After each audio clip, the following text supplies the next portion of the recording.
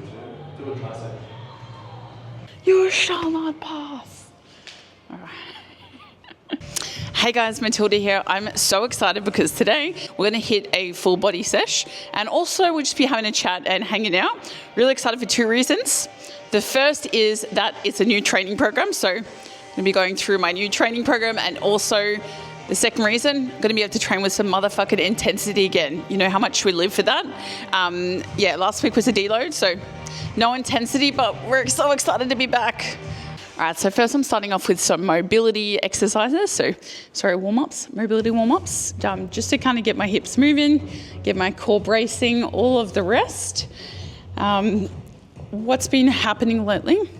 I've been working on a lot of kind of personal development, but not in the normal sense that I would, which is like learning about the technical side of coaching and training. It's more like I've been working on a lot of self-growth and self-love, and it's really cringe. But like playing loop affirmations and reading books and watching YouTube videos and self-love, because I think it's so fucking important. And honestly, this deload week, when I really focused on self-love, personal development, I have been the most confident I've been in such a long time. Every area of my personal life and professional life has seemed to improve, because our self-concepts essentially determine everything else in our life. Like if you've got a shitty self-concept, if you train because you think you're a piece of trash to punish yourself, or if you train to reward yourself because you love yourself, it's going to be very different. And so I think I used to shit all over mindset coaches, honestly, but this year my mindset shifted around mindset coaches. I think mindset is the absolute base of everything. And if you don't get your mindset right, it affects your whole fucking life. So I'm really excited to move towards this new training block because it is a full body focus, which means I'm only training 3 to 4 days a week. That's right. Most people, when they hear I only train 3 to 4 days a week, they're shocked. You know, you don't need 5 to 6 days a week to get results. And I think there's this misconception that like, just because Arnie or just because Kai Green or like the pros, they train this certain split, that is going to get you to that level they are because they are doing that. No, it's not the case. Everyone needs something based on where they're currently at, right?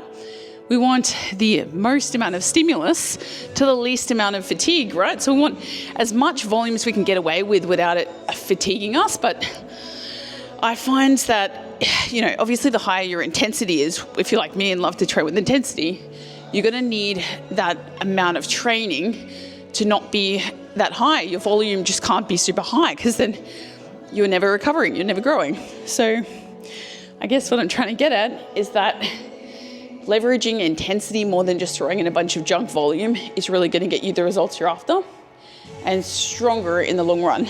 And you do not need to just take what the pro you like is doing and try and do it yourself, because that might not be the answer for you. They might not need to bring up certain body parts, and you might be at the stage where you need to build a solid base. That's your concern and not what they're doing. All right, so first I'm starting with some stiff leg. Actually, no, this is supposed to be a barbell. I'm gonna go get a barbell. We do it on there, but this feels really good. Fuck it, I'm gonna just do it on here today. All right, so I'm just elevating my feet just to get a deeper stretch in my hammies. A little tip as well, if you want more glute bias, feet a bit wider, toes out. We're not going to go as low. If you want more of a hamstring bias, which I do, because my hammies suck, we're gonna have our toes in, feet a bit narrower. We're gonna really try and bring our hips up to the sky, extend our knees, breaking the bar, and not lock out for as long at the top. I'm really going to load it up in that stretched position, trying to hold it there at the bottom. Cool. A lot of people ask, like, how do you brace your core? And it's such a good question because bracing is really important when it comes to your training. If you don't brace, it's like instead of the force going through your body and being able to generate a lot more force in your lift, it's just kind of lost. It just kind of goes out like having a noodle spine. So how we brace is right before you lift or right before you exert the movement, you want to take a big breath into your diaphragm, not into your lungs, like aim to expand your diaphragm. Hold your breath and then pretend like someone's about to punch you in the stomach. Or like have someone like palpate in, and that reactive pushing out their fingers, that reactive tensing. That's pretty much bracing. Now, we want to make sure when we brace that we have a stacked position. So our hips are tucked a little bit, like we don't want basically what's called like a flared rib cage, like that. Makes it really hard to brace. So try and drive your hip bone into your rib cage like that, bringing them in closer together, and then reflectively tense your core, and that's bracing. Yeah.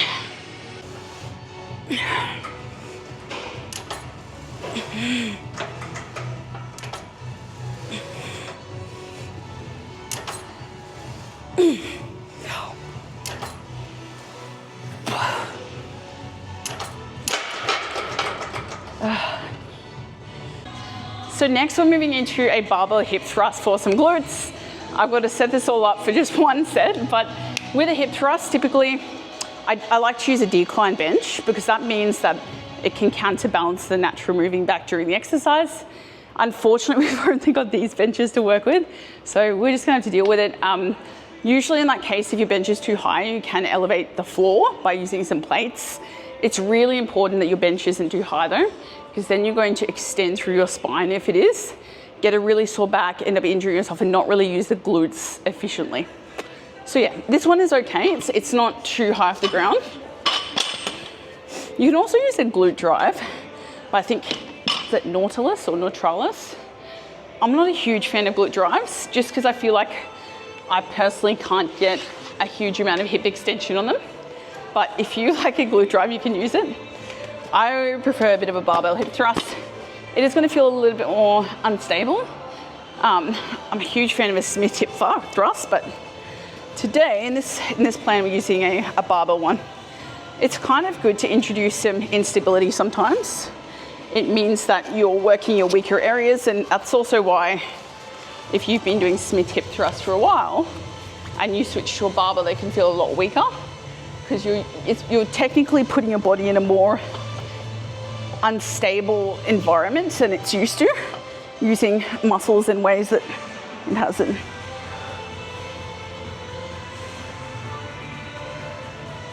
I'm just really cognizant of the fact that if I go like really heavy, it won't be full hip extension. So for example, this is only like a 5 to 8 rep range, which is really small, like rep range for hip thrust.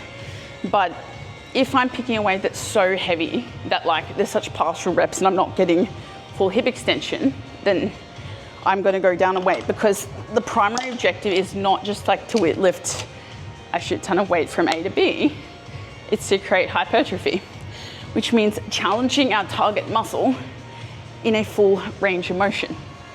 So like our glutes will not be challenged optimally if we're just doing shitty little quarter reps.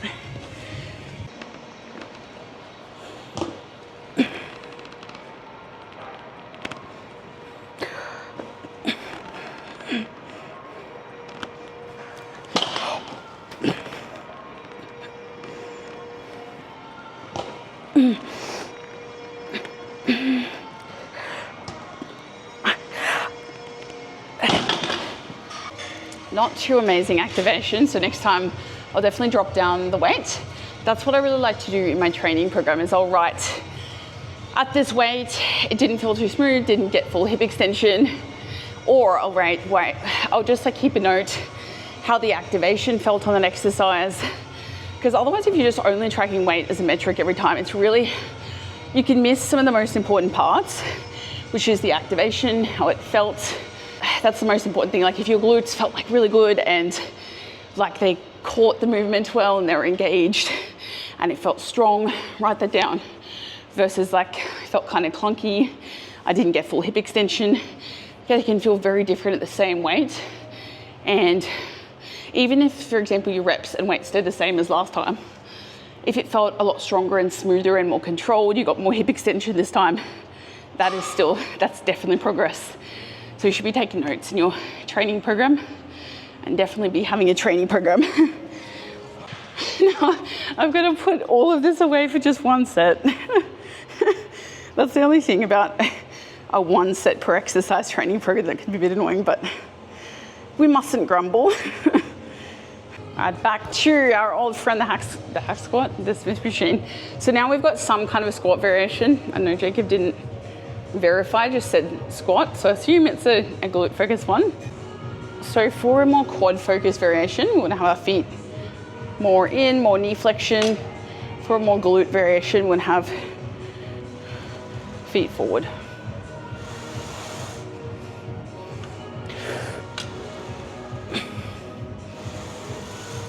Again, it totally depends on your own levers though. Like people with longer femurs, longer legs, they might need to have their feet a bit more forward. People with shorter legs, like they can get away with not having their feet as forward for more glutes. Something I've been really loving lately actually is using the Axe greens powder. The Axe Soul greens powder is so amazing. Like if you struggle to get your veggies in, but you want like a good multivitamin or a greens powder is basically like an insurance broker for your nutrition to ensure that you don't get sick or don't get scurvy, which I'm definitely guilty of, like being super slack with how many vegetables I should be eating. So I picked up a bunch of veggies yesterday and I've been just supplementing with the Axe Soul greens powder. So good, really high in like calcium and micronutrients as well. And it doesn't taste like ass like some of them do. Yes, I'm promoting Axe, but you guys know that I wouldn't promote anything I don't actually believe in myself.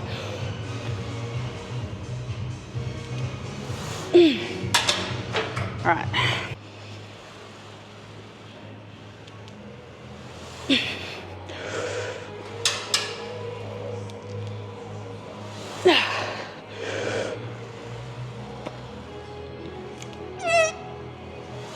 One more.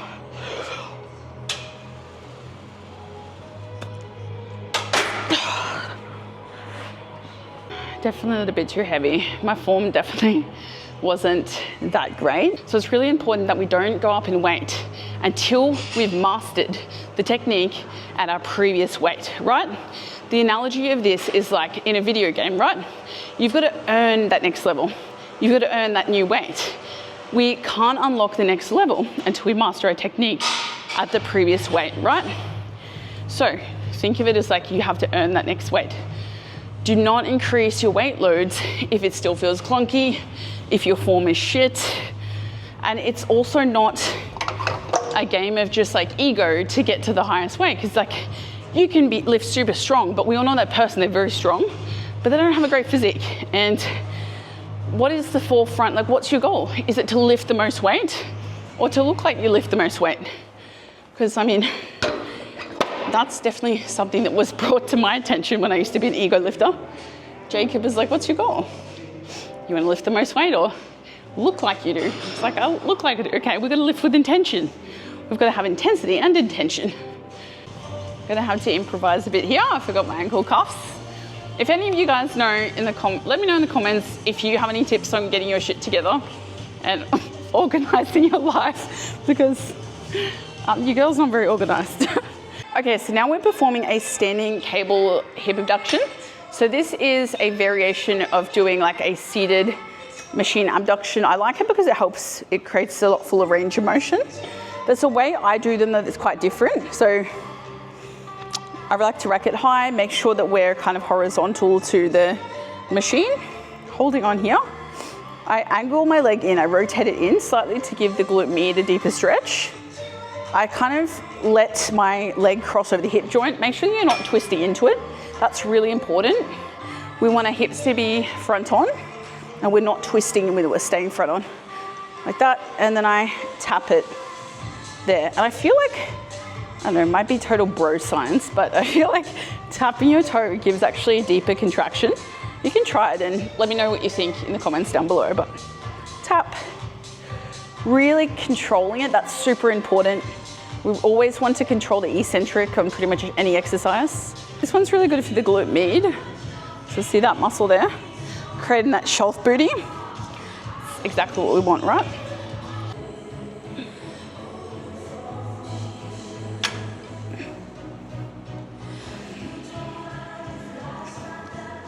I actually can't get it off my foot. Sure. So now we're moving on to a rec fem biased leg extension. So essentially the rec fem is just this muscle here. It's a hip flexor muscle, and I want a big one, so we're gonna do rec fem biased ones. So to get more of, I love this machine by the way, get more rec fem, essentially we're just aiming to like tuck our pelvis underneath a bit more. And I'm really going to lean back, tuck it under, and really trying to put my hips up to the sky and get a deep stretch. Yeah.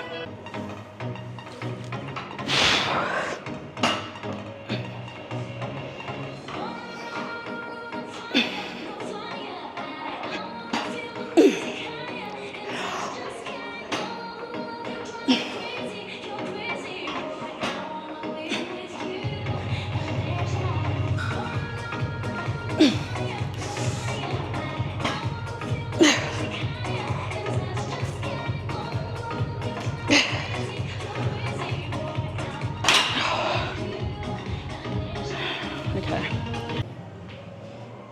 I'm so awkward at posing.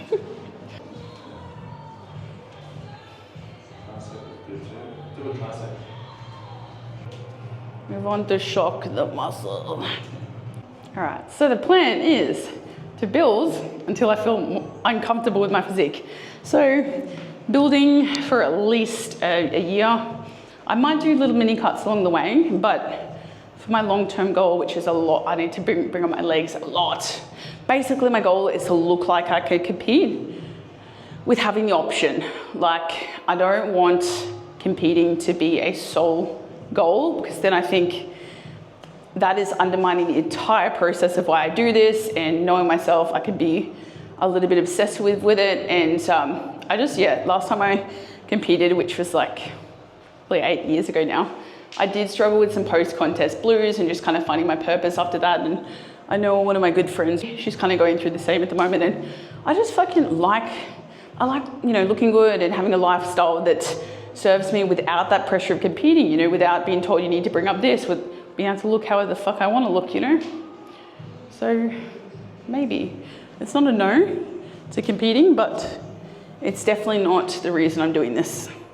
Yeah, I let my physique get a little bit sloppy with my eating habits the last couple of weeks.